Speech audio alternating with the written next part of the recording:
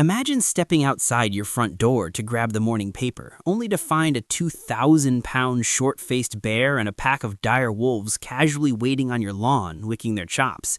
That sounds like a terrifying nightmare today, but for our prehistoric ancestors navigating the brutal landscapes of the Pleistocene epoch, dodging literal monsters was just another Tuesday.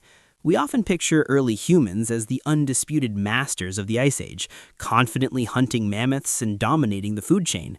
But the reality is that for a very long time, we were firmly on the menu. So how exactly did a slow, furless, clawless bipedal ape manage to survive in a world ruled by apex predators that were faster, stronger, and significantly hungrier than us? Before we get started, please note that the information in this video has been compiled from various sources. If you find anything inaccurate or unclear, feel free to let us know in the comments. We'd love to hear your feedback. Now, let us strip away the modern comforts of steel and concrete and step back into a world where humanity's survival hung by a very thin, very frayed thread.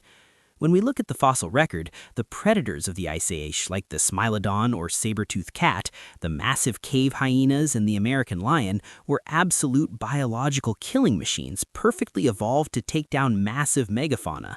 Humans, by comparison, are physically pathetic. We cannot outrun a hungry wolf, we cannot wrestle a bear, and our bite force is laughably weak.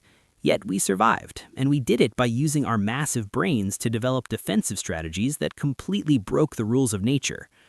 The first and most critical line of defense was the mastery and strategic weaponization of fire. We often think of fire as a tool for cooking or staying warm, but to early humans, it was the ultimate force field. Archaeological sites like the Wonderwork Cave in South Africa show evidence of controlled fire dating back over 1 million years. Our ancestors didn't just build fires randomly, they engineered their living spaces. By placing hearths at the specific entrances of caves or rock shelters, they created an impenetrable wall of heat and light. Almost all terrestrial animals possess an innate, instinctual terror of fire. When a pack of cave hyenas approached a human camp in the dead of night, they didn't see easy prey. They saw a chaotic, burning entity that defied the natural order, keeping them at bay. But what happened when our ancestors had to leave the safety of the cave to forage or migrate? You cannot carry a bonfire on a hunting trip. This is where environmental engineering and the concept of the boma comes into play. Anthropologists studying modern hunter-gatherer groups, such as the Hadza and the Maasai, have noted the construction of thick, circular walls made from thorny acacia bushes to protect their campsites at night. Prehistoric tribes almost certainly utilized similar tactics, gathering incredibly dense, sharp brambles and weaving them into defensive perimeters. An apex predator might be able to leap far, but diving into a tightly woven wall of 2-inch wooden spikes is a biological deterrent that transcends brute strength. Furthermore, early humans were masters of reading the terrain. They actively avoided high-risk ambush zones like dense river reeds where saber-toothed cats hunted, and instead navigated through open spaces or natural choke points where they could not be easily flanked by pack hunters like dire wolves. However, avoidance and barriers aren't always enough. Eventually, a confrontation is inevitable. When backed into a corner, humanity's greatest defensive strategy was a psychological phenomenon known as mobbing. In the animal kingdom, predators are highly calculated. They look for the weak, the isolated, and the vulnerable, because an injury to a predator is a death sentence. When an apex predator pack targeted a group of humans, they expected the prey to scatter in panic. Instead, humans did the exact opposite. They closed ranks. By standing shoulder to shoulder, screaming, waving their arms, and throwing a relentless barrage of heavy stones, a tribe of humans transformed from a group of individual targets into a single, massive, terrifying superorganism. This collective intimidation tactic completely short-circuited the predator's hunting instincts. We didn't actually have to kill the saber-toothed cat, we just had to convince it that attacking us was mathematically a terrible idea with a high probability of injury. This psychological warfare was heavily backed up by humanity's invention of ranged weapons, completely changing the engagement distance of combat. If you try to stab a bear with a short stick, you're going to get mauled. But early humans invented the spear, and eventually the Atlatl, or spear thrower. The Atlatl is essentially an extension of the throwing arm, using leverage to launch a heavy dart at speeds exceeding 100 miles per hour with enough kinetic force to pierce the thick hide of megafauna from a safe distance of over 30 yards.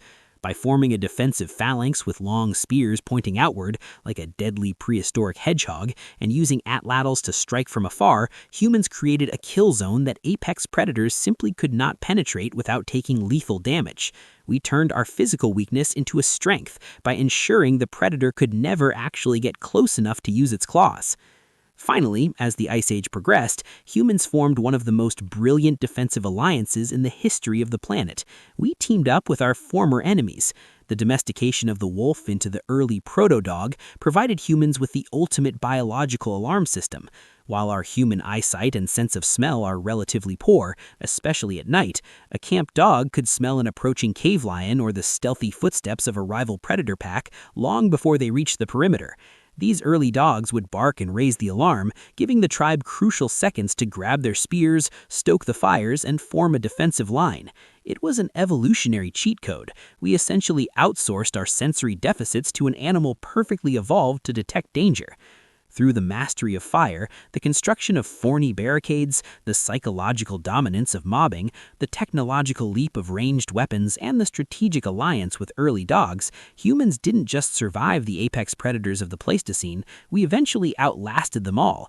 We changed the rules of the game so drastically that the monsters of the ancient world had no choice but to fear us. So the next time you look at your pet dog or strike a match, take a moment to realize that you are looking at the very technologies that kept your ancestors from becoming a midnight snack. It begs the question, are humans the ultimate survivors because of our biological anatomy, or simply because of our unmatched, ruthless ability to cooperate and engineer our environment?